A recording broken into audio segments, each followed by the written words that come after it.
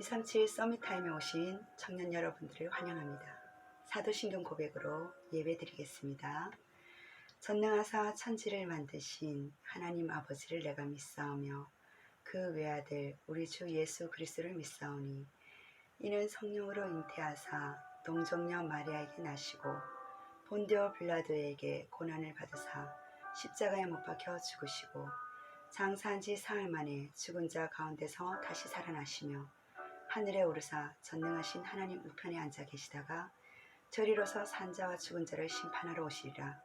성령을 믿사오며 거룩한 공예와 성도가 서로 교통하는 것과 죄를 사하여 주시는 것과 몸이 다시 사는 것과 영원히 사는 것을 믿사옵나이다. 아멘. 이번 주 본 교회 강단의 말씀은요, 에베네셀의 응답입니다. 하나님께서 사무엘상 7장 3절에서 4절 말씀을 주셨습니다. 사단의 통로를 제거하고 전심으로 여호와께 돌아오라고 말씀하셨습니다. 우리의 버릴 것, 즉 우리 청년들의 우상과 불신앙이 무엇인지 그것이 사단의 통로가 되기 때문에 버리라고 말씀하셨어요. 그리고 여호와께 전심으로 돌아오라고 말씀하셨습니다. 블레셋의 언약궤를 빼앗겼지만 결국은 그 언약궤가 다시 이스라엘에게 돌아옵니다. 하지만 언약궤는 회복했지만 그 내용인 언약은 회복하지 못했기 때문에 끊임없이 우상숭배의 잔재 요소 속에 전쟁이 일어납니다. 우리에게 오래전부터 각인된 것이 시살이 변하지가 않습니다. 루터는요, 당신의 마음이 붙들려 있는 그것이 당신의 신이라고 이야기했어요. 우리 청년들, 내 마음속에 어떠한 것이 내 마음의 상태에 붙들려 있습니까? 그 붙들려 있는 그 부분이 나에게 하나님께 돌아오지 못하도록 방해되는 요소라는 것을 생각해 보셔야 됩니다. 우리는 정복하고 다스릴 수 있는 신분을 받았지만은 오히려 복음을 누리지 못한다면요, 지배받을 수밖에 없는 사단의 굴레에 빠질 수밖에 없습니다.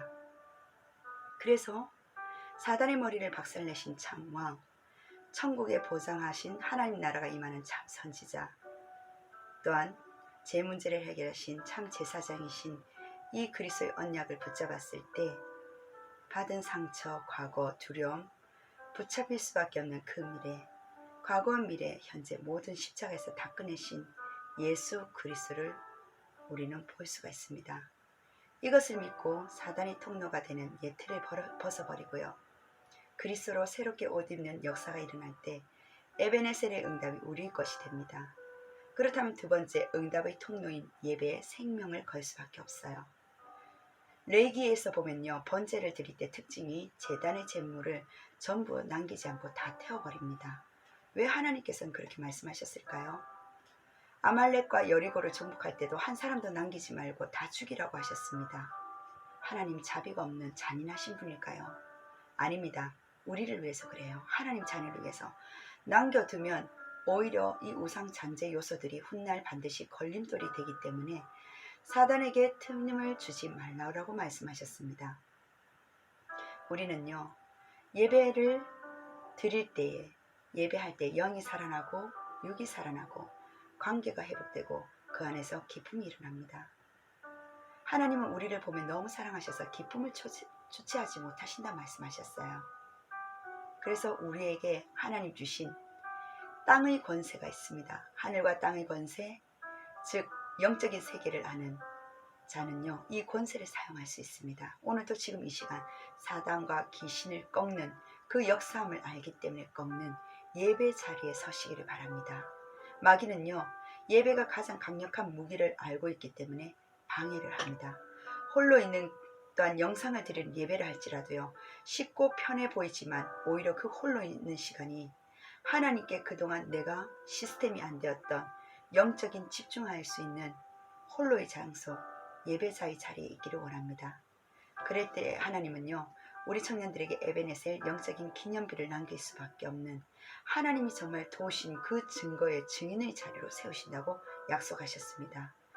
위기 때 매일 개인이 단 그 예배 속에 에베네셀 영적인 기념일을 통해서 하나님께서 노바디의 응답을 그 자리로 우리를 성전 건축의 기초 속으로 우리를 이끄심을 주의 이름으로 축원합니다. 두 번째입니다.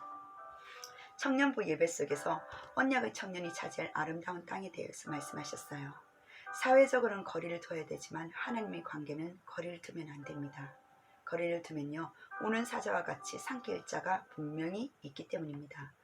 하나님이 나와 함께하는 위도와 우리와 함께하는 임마누엘, 협력해서 선을 이루는 원네스의 축복 속에 떡으로만 살 것은 아닙니다. 육신에만 힘을 가지고 육신 자체만 가지고 우리는 움직이는 게 아니에요. 영적인 힘의 공급, 말씀을 통해서 우리는 하나님의 생명이 되었습니다.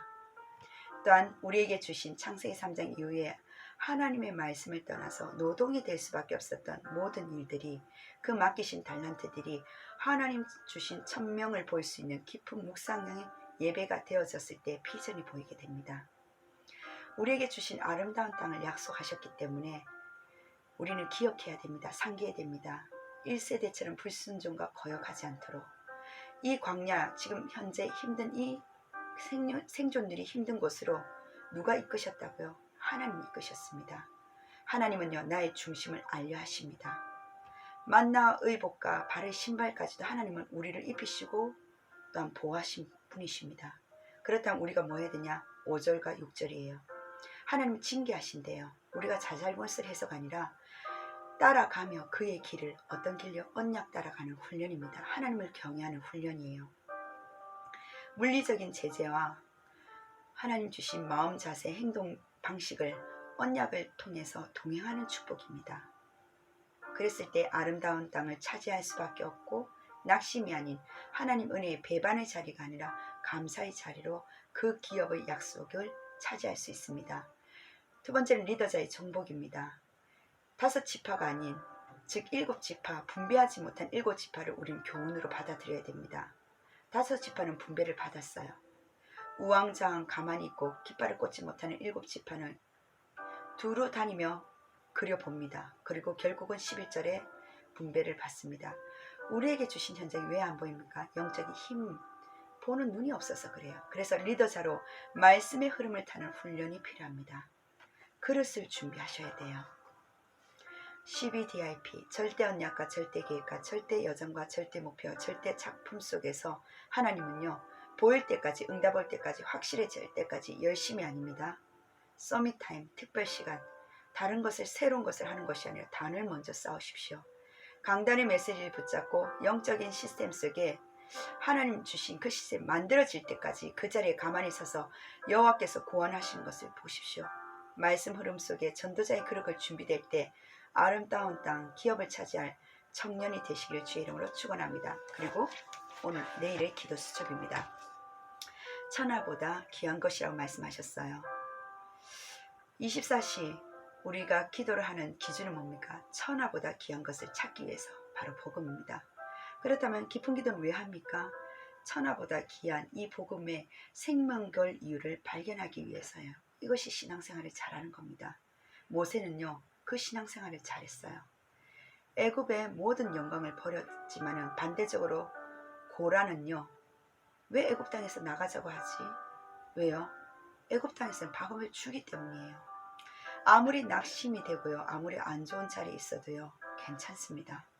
무조건 열심히 하지 마시고 천하보다 귀한 것을, 내가 생명을 걸 이유를 지금 이 시간, 여러 가지 힘든 상황이라 할지라도 천천히 찾아내십시오. 어떻게 하면 우리가 오래 해먹지? 바로 이게 사울 왕의 생각이었습니다. 하지만 다윗은 어땠습니까? 14대째 이스라엘이 괴롭히는 블레셋을 막고 그 빼앗긴 언약궤를 다시 모실 성전을 짓는다는 것이 천하보다 생명걸 이유를 발견한, 귀한 생명을 발견한 자들의 모습입니다. 두 번째입니다. 생명건 방법이 나와야 됩니다. 돈도 없는데, 모래길을 가는데 하나님이 신기하죠. 성막을 만들어라. 아수르 아람 나라 블레셋이 처음 들어오는데 성전을 지어라. 또한 바벨론 포로되어 들어가서 아무 힘도 없는데 성전을 재건해라. 정상적인 사람이라면요, 빨리 돌아가서 안정을 빨리 취하라고, 또한 집도 빨리 만들고 힘내서 나중에 성전을 지으라고 하는데 왜 그런 말씀하셨습니까? 흑암을 완전히 무너뜨리는 영적 싸움을 하는 한 방법이기 때문입니다. 그래서 생명건 방법으로 성막과 성전과 성전 재건이 나왔습니다. 왜요? 서밋 운동, 또한 스스로 기도해서 치유할 렘넌트 시스템이 만들어져야 되고요. 237 운동이기 때문입니다. 생명걸 내용이 너무나 중요해요. 사도행전 138 이것을 체험할 수 있는 치유받을 수 있는 성전, 사도행전 11장 19절에서 30절 세계 살리는 안디옥의 성전, 또한 로마서 16장 1절에서 27절 영세전에 감추인 언약을 바로 잡을 수밖에 없는 미래가 걱정할 수 없는 이 언약의 내용을 가지고 최고로 만드시면 돼요. 또한 역사는 하나님이 하실 것입니다. 237 운동 속에서 세 가지를 모토를 걸었어요.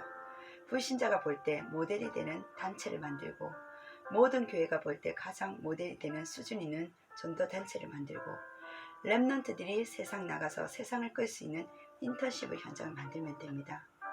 언약을 가지고 있으면요, 어디에 있어도 괜찮아요. 어디든지 생명을 살리고 직장과 회사를 살릴 만큼 일했을 때 어디서든 승리할 수 있습니다. 결론입니다. 하나님이 응답하시는 방법은 조금 이상해요. 생즉 필사, 사즉 필생. 살려고 하면 반드시 죽을 것이고, 예수님이 하신 얘기입니다. 살려고 잔머리 돌리는 것은 반드시 죽지만 죽으려고 각오한 사람은요, 반드시 살아나는 게 이게 진리입니다. 죽음을 두려워하지 마시고요.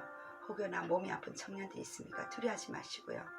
살아있는 동안에 성령 충만을 받고 능력 받으면요, 증인이 됩니다.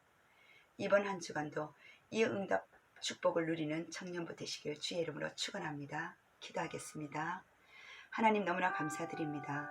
에베네셀 응답, 또한 하나님 주신 청년의 때에 아름다운 땅을 차지하는 그 응답 속에 천하보다 귀한 것에 생명 걸 수 있는 우리 청년들 되어지게 하여 주옵소서. 살아계신 예수 그리스도 이름으로 기도드립니다. 아멘.